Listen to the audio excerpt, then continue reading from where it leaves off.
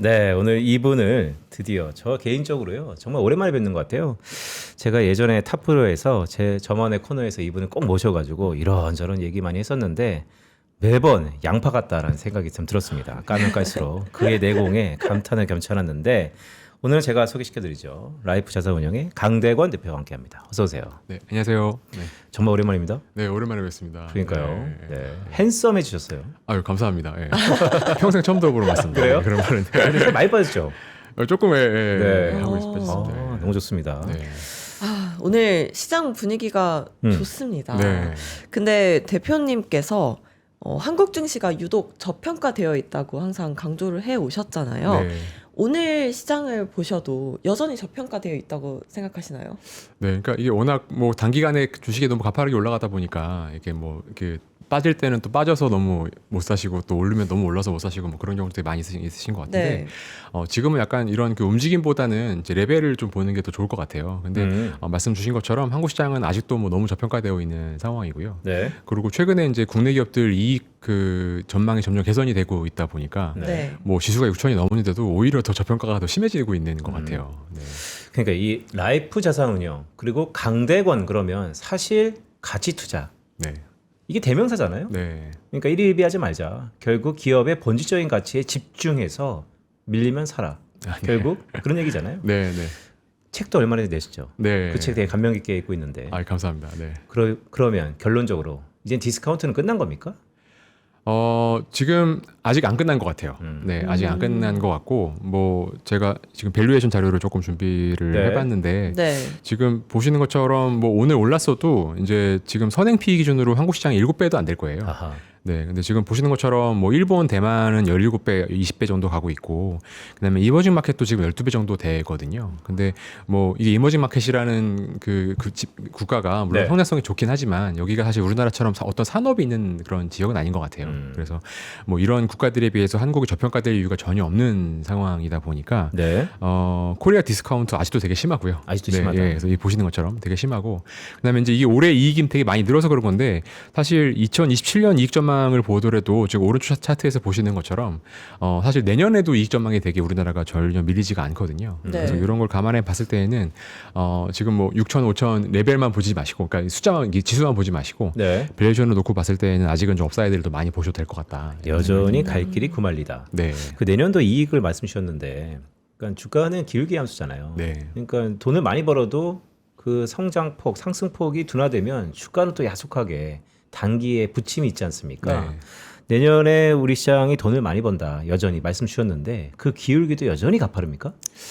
기울기는 이미 뭐 올해 하반기부터는 조금은 감소할 수 있을 그래요? 것 같아요. 그래서 사실 지난 1년 동안에는 뭐 올해 이 정도로 이렇게 이익이 많이 날지는 아무도 몰랐던 거잖아요. 1년 전만 놓고 보더라도. 그래서 지난 1년 동안에는 이제 이익이 말씀하신 것처럼 이익의 증가 폭이 좀 이끌었다고 한다 그러면 앞으로는 이 밸류에이션의 좀 축소, 밸류에이션 격차의 축소 이런 쪽으로 좀 집중을 해야 될 것 같습니다.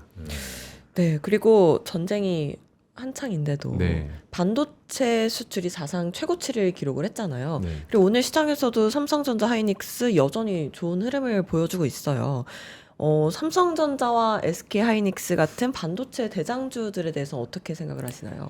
네, 뭐 사실 똑같은 그런 밸류에이션에 대한 말씀을 좀 드려야 될 것 같은데, 제가 이제 준비한 차트를 좀 봐주시면, 지금 이제 삼성전자, 하이닉스, 마이크론 시가총액을 합쳐야 네. TSMC랑 비슷합니다. 아하. 예, 예. 그래서 지금 이제 소위 말하는 메모리 반도체 3개 회사를 다 합쳐야 TSMC 하나 정도 수준인데, 저거는 사실 TSMC가 우리 흔히 속된 말로 넘사벽. 네, 맞습니다. 네, 그러니까 넘사벽이니까 네. 피어 그룹이 맞나요, 진짜? 근데 피어가 아니더라도 네. 지금 이제 아까 차트에서 오른쪽에서 보신 것처럼 사실 삼성전자, 하이닉스, 마이크론이 전부 다 올해 TSMC보다 돈을 더 많이 벌어요. 아하. 예, 그래서 이거는 뭐 블룸버그 예상치니까 아마 여기 나와 있는 숫자보다 훨씬 더 많은 그 이익이 날 텐데, 그러니까 3사가 전부 다 TSMC보다 돈을 많이 버는데 이게 합쳐서 이거보다도 시총이 안 된다는 거는 그러니까요.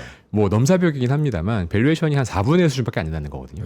근데 이 정도로 저평가될 요인은 별로 없는 것 같아요. 근데 물론 TSMC는 독점 기업이고 나머지는 뭐 치열한 경쟁 기업이긴 합니다만 네. 네. 지금 사이클에서 사실 그 디램 시장이 꺾이기 시작을 하면 뭐 TSMC에서 꺾인다고 보여도 무방한 것 같거든요. 아하. 그래서 뭐 이 정도의 차이는 뭐 합리적으로 설명할 수 있는 수준은 아닌 것 같아서 국내 반도체 뭐 한국 시장의 저평가가 뭐 같은 얘기긴 합니다만 국내 네. 반도체 기업의 저평가도 너무 심한 것 같습니다. 그러니까 돈은 많이 버는데 가치는 2배도 안 되고 네. 평가가 왜 이렇게 저러됐냐. 네. 그러니까 그게 이렇게 얘기하다 보면 결국 우리가 사이클 얘기할 수밖에 없는데 그거는 한철 장사 아니냐 한국은. 올해 그래 한 내년 정말 개벽이 나서 3년 동안 번다 하더라도 한 5년은 모른다 이런 것들이 늘 따라붙잖아요. 가치 투자의 전도사로서 한번 깨주세요. 그러니까 지금 이 국내 디램 반도체 업체들이 하고 있는 그 장기 계약에 대해서 네. 너무 시장이 이제 평가를 안 해주는 것 같아요. 아. 네, 그래서 올해 하반기 되면 삼성전자 하이닉스 기준으로 놓고 봤을 때 전체 매출의 한 50% 정도가 장기 계약으로 이제 체결이 될 것 같아요. 근데 지금 장기 계약 내용을 보게 되면 이게 뭐 3년 단위, 5년 단위 계약으로도 가고 있고 그 다음에 선수금 조항들이 좀 있어요. 네. 그래서 아마 이제 하반기 재무제표가 나오게 되면 이제 그 삼성전자 하이닉스가 선수금 받은 것들이 이제 재무제표에 찍히기 시작을 하면서 효과가 좀 눈에 보이기 시작을 할 텐데 네. 그래서 이게 사실 양사가 뭐 가시투자 관점에서 놓고 보더라도 어마어마한 현금을 지금 그 축적을 하고 있는 그러니까요. 상황이기 때문에 네. 이게 과거의 어떤 그런 사이클 이런 관점에서 반도체를 계속 20년 동안 그랬으니까 지금도 그럴 것이다. 이렇게 보는 거는 조금 낡은 관점이라는 생각이 좀 들고요. 그다음에 지금 뭐 올해 내년 이렇게 버는 돈을 생각을 하면 뭐 삼성전자 하이닉스 양사 합쳐가지고 뭐 올해 한 500조 이상, 그다음 내년에 뭐 600조 이렇게 벌기를 되잖아요. 근데 우리나라 1년 예산이 한 700조밖에 안 되거든요. 네. 그러니까 좀 추경한다고 하던데. 네. 그 1년 예산 정도 수준을 이익으로 버는 거거든요. 두 회사가. 그러면 이게 그냥 단순히 영업이익이 아니라 이만큼이 다 우리나라 무역 흑자로 들어오기 때문에 반도체 이외의 섹터로도 이게 여파가 있을 수밖에 없어요. 낙수효과라는 부분들이. 그래서 뭐 전체적으로 반도체도 좋지만 뭐 국내 경기도 향후 1, 2년 정도는 호황으로 좀 봐도 무방하지 않을까 그런 생각이 듭니다. 그러면 대표님이 보시기에 반도체 외에도 저평가되어 있는 섹터가 어느 섹터가 있다고 생각하시나요? 지금 뭐 밸류에이션으로 놓고 본다 그러면 되게 명확하게 네.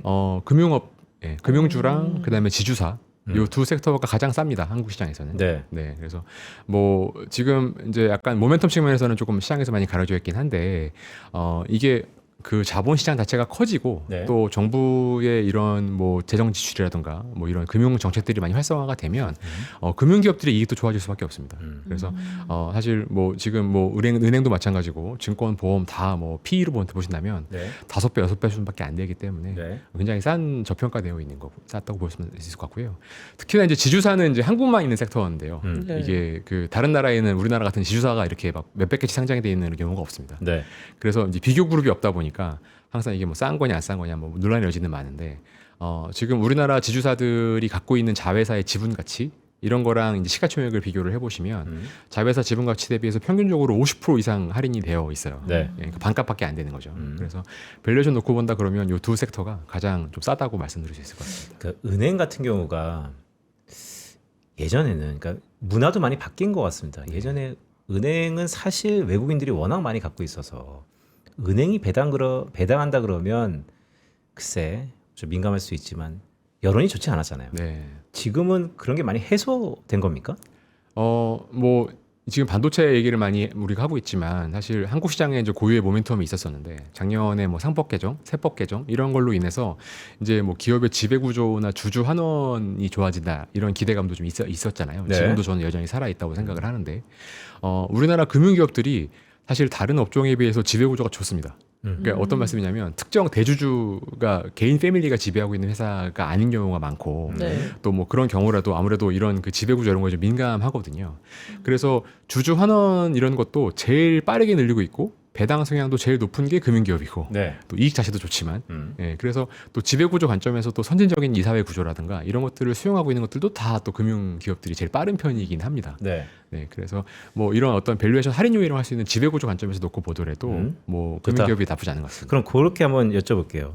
그러니까 말씀하신 거 보면 지배구조 측면에서나 아니면 한국만의 고유한 지주사에 대한 할인폭, 할인율이라든지 다 긍정적인 부분이 있죠. 근데 금융이라는 게 본래의 정의가 아니면 수익원이 결국 금리고 경기일 수 있는데 이란 전쟁 이후에 어제도 보니까 OECD, IMF 다 세계 경제 성장률을 솔직히 낮추고 있는데 네. 그러면 경기가 안 좋은 것에 대한 부담은 없을까요? 분명히 있는 것 같아요. 네. 그래서 사실 뭐 지금 이제 이란 전쟁은 저는 단기적인 이벤트라고 생각을 하고 다만 언제 끝날지 모르는 것뿐인 것이지. 근데 이게 이제 상흔은 남길 거잖아요. 아, 그래서 네. 지금 말씀하신 것처럼 조금 높은 원가 압력, 그다음에 높은 금리 압력 이런 것들은 이제 연말까지 지속이 될 거라고 생각은 현재로서는 보이는데 네. 근데 이게 또 금융주에는 나쁘지만은 또 아닌 것이 이 금융기업은 이제 스프레드 장사를 하는 거잖아요. 그러니까 내가 조달하는 금리랑 운용하는 금리의 차이로 이제 이게 하는 건데 네. 최근에 보게 되면 이제 경기 상황이 안 좋다 보니까 조금 정책 금리 자체는 조금 올리긴 어려운 상황인 것 같아요. 그래서 단기 금리는 조금 갇혀 있고, 근데 물가에 대한 이 상승 기대가 좀 높다 보니까 장기 금리는 올라가고, 뭐 이러면 이제 금융기업 입장에서는 이제 돈 장사하는 입장에서 놓고 본다 오히려 그러면 좋다. 스프레드가 좋아지는 거거든요. 네, 그래서 이게 아주 심각한 타격이 있어서 뭐 디폴트 리스크가 크게 올라간다라든지 아니면 뭐 이런 부실 자산의 이슈가 크게 나오지 않는다면 지금은 오히려 이 사태가 좀 장사하기 좋은 환경으로 만들어주고 있는 것 같습니다. 좋은데요? 응? 좋은데요? 그러니까. 그러면 시가총액 상위 순으로 좀 보면 되는 겁니까? 네, 뭐 지금 다행히 뭐 이런 최근에 한 달 동안의 이런 소란 때문에 네. 그 가격도 많이 내려와 있고 밸류에이션도 좋은 상황이다 보니까 그냥 뭐 부담 없이 사셔도 되지 않을까 싶습니다. 네, 대표님께서 배당 문화 변화가 필요하다고도 많이 말씀해 주셨잖아요. 근데 이 배당 확대가 방금 말씀하신 금융사나 지주사에 미친 영향은 어떨까요? 그러니까 제가 최근에 그런 말씀 많이 드려요. 그러니까 이게 은행 가서 예금 가입하시면 네. 네. 지금 뭐 금리가 뭐 예금 금리가 2%대밖에 안 되잖아요. 그러면 뭐 1,000만 원 넣으면 종합과세 들어가니까. 그러면 이제 종합과세 내고 나면 뭐 세후 금리가 1%도 1% 수준밖에 안 되는 그냥 거예요. 원금 보존됐다 이거죠. 네. 네. 근데 이제 지금 은행 주식을 사시면 배당 수익률이 한 4% 5% 이렇게 나옵니다. 예, 뭐 6% 나오는 종목도 있고요. 그러면 이게 이제 올해부터는 다 배당 분리과세 적용이 되기 때문에 세율이 25%이거든요. 네. 그러면 5% 배당 받아서 세율 25% 내고 나면 세후 수익률이 4%가 넘어갑니다. 그러니까 은행 예금을 가입하는 것보다 은행 주식을 사는 게 훨씬 나은 거죠. 1%냐 4%냐. 네, 네. 그렇죠. 그럼 예금 넣을 돈으로 은행 주식을 사면 훨씬 네, 물론 그런 뭐 거죠. 이제 주식을 산다라는 거는 기본적으로 변동성에 노출이 네. 되는 거니까 가격의 흔들림은 있어야 되겠지만 말씀드린 것처럼 뭐 지금 우리나라 금융주나 은행주들 이제 밸류에이션이 이렇게 높은 상황이 아니기 때문에 예금보다 지금 더 매력적인 것 같아요, 저는. 그러니까요. 자, 오늘 우리 주식이 장이 벌써 3.4%까지 오르네요. 6,169포인트입니다. 잠깐 오늘 얼굴 처음 봤네. 그래서 뭐 양갈래 머리는 그래서 하는 겁니까? 약간 네. 30대 이상은 양갈래 금지다. 아, 그래요? 라고 하시는데 근데 뭐 잘 어울리는데? 괜찮죠. 그러니까 네. 대표님 어떠세요, 양갈래? 30대 이상인지 전혀 몰랐어요. 감사합니다. 이 얘기 왜 말씀드렸냐면, 자, 한쪽은 지금 전자닉스가 시세를 내고 있는데 또 한쪽에선 글쎄 살짝 민감할 수도 있지만 오늘 장이 좋으니까 삼성 노조 네. 일단 어떻게 바라봐야 되는지, 두 번째는 주가는 어떨까? 음. 말씀 주세요.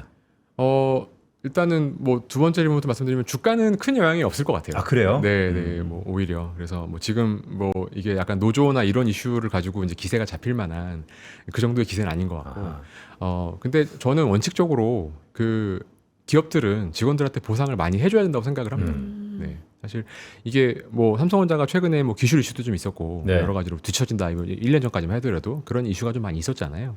그래서 뭐 삼성전자가 뭐 일시적으로 이익이 많이 벌 때에는 또 그만큼 쉐어를 많이 해주시는 것도 또 삼성전자의 장기적인 발전을 위해서는 좋을 거라는 생각이 좀 들고, 네. 뭐 어떤 식으로 결론이 날지는 모르겠습니다만 뭐 노조의 요구도 어느 정도 정당하지 않는가. 그러니까요. 그런 그러니까 생각이 대부분 해줘야죠. 그동안 고생했으니까. 네. 그런데 제가 글쎄요, 이 심리를 제대로 읽었는지 모르겠지만 규모가 너무 하이라이트돼서 네. 거기에 대한 반감이 좀 있는 것 같아요. 네. 삼성전자가 1분기에 57조 원 버는 것을 우리가 잠깐 망각하고 그 노조한테 이만한 금액을 이거에 대한 좀 민감성이 있는 것 같은데 네. 그럼에도 불구하고 오늘 뭐 주가 얘기만 한다면 주가의 그 기세에는 크게 차질이 없다. 네, 뭐 큰 영향은 없을 것 같습니다. 그러면 앞으로도 이런저런 이슈가 있어도 쭉 가는 걸로 생각하면 되겠네요. 왜요? 같이 투자자 앞에서 한번 여쭤보시죠. 왜 전자닉스냐? 네. 전자예요, 닉스예요? 근데 뭐 이게 어차피 두 회사가 이제 시장에서는 똑같이 취급을 받기 때문에 네. 어느 한 종목이 올라가면 나머지 종목이 따라서 올라갈 수밖에 없는 그런 구조인 것 같아요, 지금은. 그래서 개별 기업의 펀더멘탈은 다르고 네. 삼성전자는 뭐 스마트폰도 있고 파운드리 비즈니스도 있고 되게 복잡한데 일단 마켓에서는 그렇게 취급을 안 하니까 네. 뭐 이렇게 그 어디가 더 낫냐 이거는 크게 의미가 있는 뭐 이슈는 아닌 것 같습니다. 그렇죠. 맞는 말씀입니다. 그런데 글쎄요, 제가 오랜만에 뵙고 좀 짓궂은 질문이 아닌가 모르겠으나 가치 투자자 앞에서 삼성전자 실적 발표 이후에 전후로 해서 전자의 시세가 났는데 닉스는 잘 못 갔어요. 네. 근데 이번 주에 또 완전 다르잖아요. 네. 오히려 전자보다 닉스가 많이 갑니다. 우리 흔히 여의도 선수들은 이 키 맞추기 하는 거다라는 얘기 많이 하잖아요. 다음 주에 있을 실적 발표까지는. 그래서 전반적으로 우상향되고 있는 것은 되게 긍정적이나 오히려 더 가파르게 따라간다는 생각이 좀 들어요. 신고가도 경신하고 네. 2등 기업인 SK하이닉스가. 근데 종합 반도체 회사인 삼성전자보다 SK하이닉스가 잘하는 시대는 끝났다라는 시각도 상당히 있는데 왜냐하면 삼성전자는 전반적으로 다 사업이 확장돼 있으니까요. 어떻게 보세요? 그냥 산업 전반적인 영역에서 그냥 1위 하지 말고 올해 연말 아니면 내년까지의 흐름을 봤을 때 돈은 기울기 측면에서 누가 더 많이 벌까요?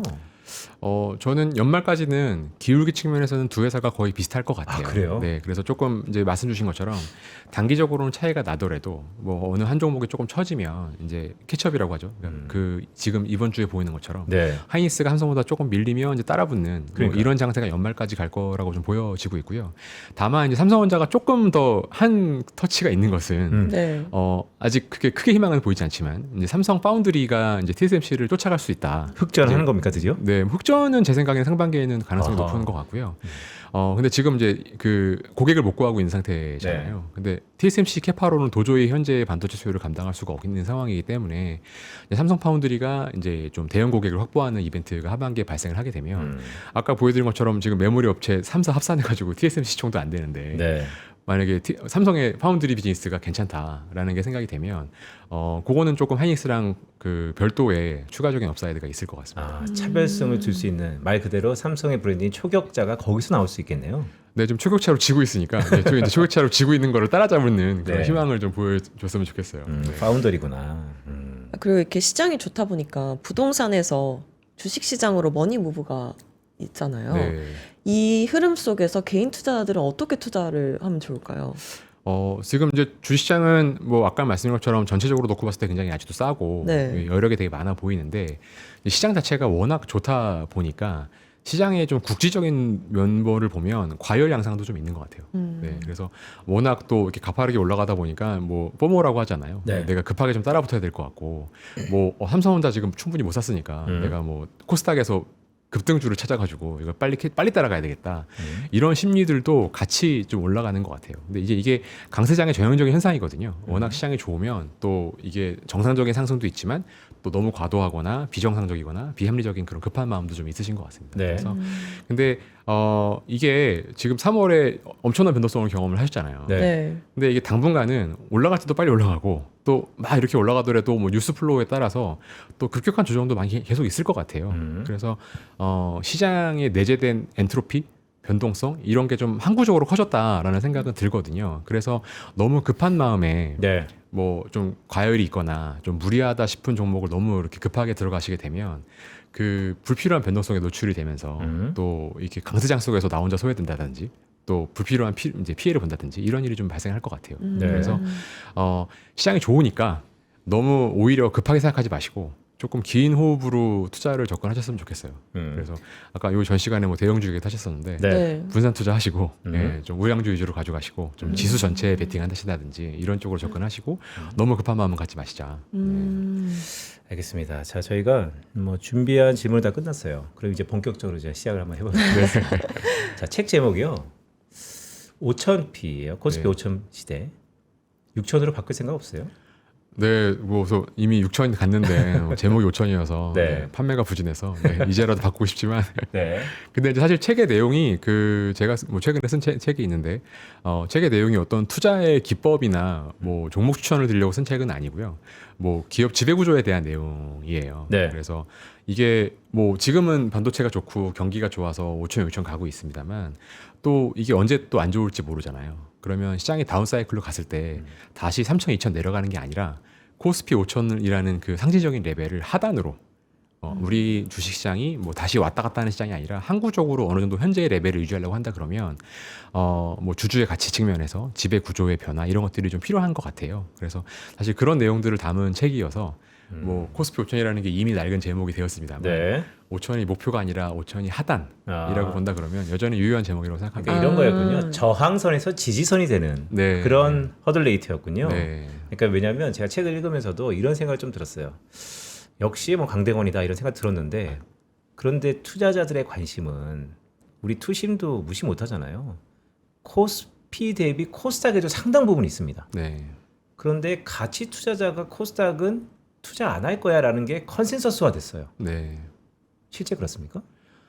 그렇지 않습니다. 뭐 이게 약간 사실 그 가치 투자라는 게 되게 모호한 개념이거든요. 그러니까 가치 투자에 반대면 그러면 나는 뭐 가치가 없는 주식에 투자하냐 그런 거 말이 안 되기 때문에 네. 사실 저는 모든 투자는 가치 투자라고 생각을 해요. 그래서 근데 이제 가치 투자하면 왠지 뭐 전통적인 좀 옛날 네. 중무장대한 산업에 투자해야 될 것 같은데 저희는 뭐 바이오도 많이 보고 있고, 네, 그래서 여러 가지 뭐 그 확장적으로 생각을 합니다. 근데 다만 이제 코스닥 시장 자체가 조금 너무 변동성이 크고 네.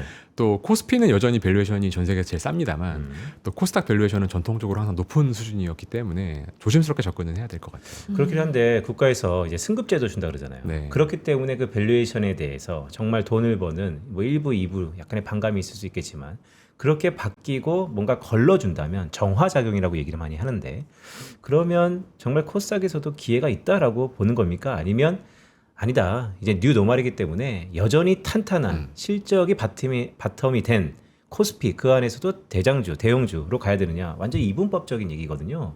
어느 쪽에 좀 더 무게가 있으세요? 그 하반기부터 이제 한국에서 생산적 금융이라고 하는 이제 거대한 프로젝트가 시작이 됩니다. 그래서 5년 동안 이제 150조 원이라는 막대한 자금이 네. 풀리게 되는데 뭐 아직까지 구체적인 그런 계획은 안 나와 있습니다만 상당 부분 또 이런 그 성장 기업이라고 하죠. 뭐 IPO라든가 네. 이런 그 벤처 기업이라든가 이런 쪽으로 지원이 되게 많이 일어날 것 같아요. 그래서 워낙 이 막대한 정치 자금이 풀리는 상황이기 때문에 이런 코스닥 시장의 승급제도와 같은 제도 개선도 있지만 전체적으로 시장의 확대가 일어나고 유동성 측면에서 개선이 되는 양상들은 분명히 있을 것 같습니다. 네. 그래서 옥석 가리기도 해야 되고 또 최근에 뭐 일련의 사태처럼 그런 그 너무 급등하는 종목에 대해서는 조심을 해야 되겠습니다만 이번 판은 코스피와 코스닥이 좀 손을 잡고 같이 리레이팅 되는 그런 것도 좀 기대해 볼 수 있지 않을까 생각이 됩니다. 아까 바이오 얘기 잠깐 하셨는데 바이오 종목들이 요즘 시세를 많이 못 내고 있잖아요. 네. 바이오는 언제 흐름이 좋아질까요? 뭐 최근에는 조금 그 과도하게 기대를 네. 받았던 종목이 이제 이슈가 발생을 하면서 전체 시장에 좀 찬물을 끼얹은 것 그러니까 같아요. 시가총액 1등이었는데. 네. 네. 근데 지금 보면 뭐 상반기에는 이제 대형 바이오 기업들이 발표할 수 있는 이벤트가 많지가 않습니다. 네. 그래서 사실 뭐 이제 국내 바이오 기업들은 어쨌든 기술 파이프라인이 뭐 수출이 계약을 맺어지든지 아니면 뭐 인상적인 임상 계약을 발표하든지 이런 것들이 좀 나와줘야 되는데 당분간은 좀 기대하기는 좀 어려운 상황인 것 같아요. 네. 그래서 뭐 전체 업종을 뭐 다루시기보다는 좀 개별 기업들 중심으로 접근하셔야 될 것 같습니다. 역시 코스닥은 개별적인 기업의 이슈마다 시세도 나고 여러 가지 이벤트들이 있으니까 그걸 주목하자는 말씀인데 자 이란 전쟁 뭐 아직은 끝나지 않았지만 시장을 보면 거의 끝났다라는 것에 방점이 있는 것 같아요. 이란 전쟁 한 6주, 7주 정도 됐는데 그걸 보시면서 어떤 고민이 있으셨어요? 저는 고민이 무엇인가가 되게 궁금했었어요. 뭐 이제 하도 뭐 트럼프 대통령이 말을 바꾼다라고 하지만 사실 그 3월 초부터 계속 미국에서는 6주 내지 8주, 뭐 4월 말 이상은 안 끌고 간다. 뭐 네. 그렇게 얘기를 해왔었고, 뭐 그렇게 착착착착 진행이 어떻게 보면 되고 있는 것 같아요. 네. 그래서 아직까지는 불확실성이 큽니다만, 뭐 이번 주말에 뭐 협상이 잘 안 되고 이러면 이벤트가 생길 수도 있겠죠. 근데 어쨌든 뭐 단기간의 이벤트로 가는 형식으로는 다행스럽게 가고 있다고 생각이 좀 들고요. 근데 이제 고민을 물어보셔서 네. 한다면 사실 이제 오랫동안 우리가 이제 미국 주도의 미국 자본주의 체제에 하에서 그런 체제에 대해 익숙해져 있잖아요. 근데 이제 이번에 이제 워낙 그 이런 사태를 보면서 이게 이제 과거에 30년, 40년, 50년 우리가 봤던 체제가 앞으로 되게 많이 변할 것 같다는 생각이 많이 들더라고요.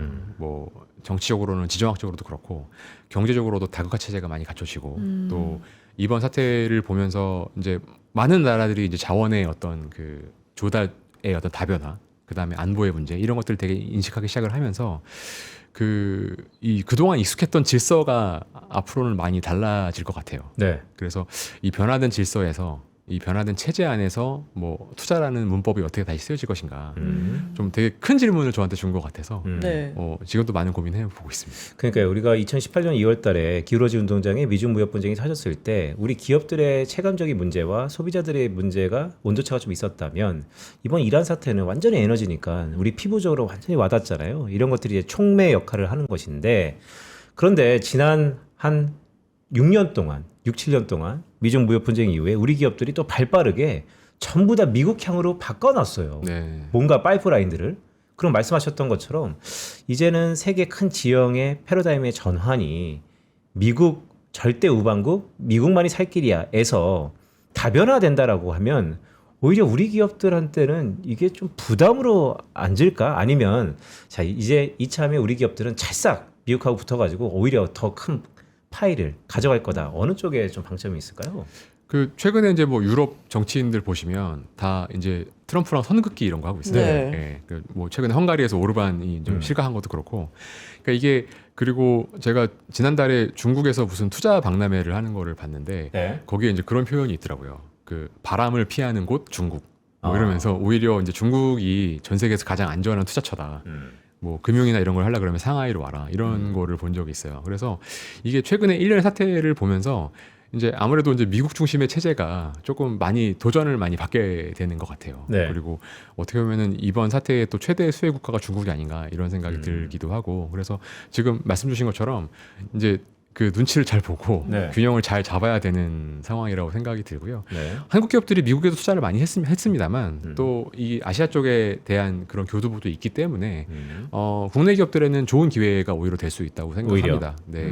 네. 한국의 전 세계적으로 이제 전 세계 밸류체인에서 한국의 중요도도 많이 올라갔고 뭐 굳이 방산이 아니더라도 다른 업종들이 갖고 있는 중요도가 많이 올라간 것 같아요. 그리고 또 뭐 미국에 투자를 되게 많이 했습니다만 지역적으로 중국이라도 가깝기 때문에 네.